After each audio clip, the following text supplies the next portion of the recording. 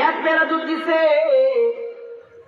খলিফা ওমর কাজের চাপ, গলার মধ্যে তৃষ্ণা, পেটের মধ্যে ক্ষুধা, এক পেয়ালা দুধ পান করছে।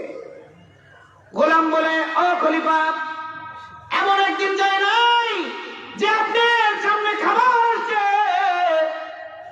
আপনি তা কি করেন নাই?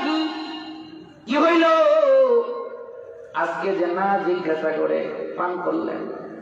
জিগাইলেন না।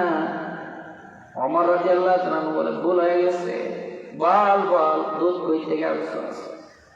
গোলাম বলে, আমি তখন মুসলমান হই নাই, আমি ইহুদির কিংবা বিজাতি যারা আছে তাদের একটু উপকার করছিলাম, বিনিময়ে কিছু দিতে চাইছিল, তাদের সাথে দেখা হয় নাই।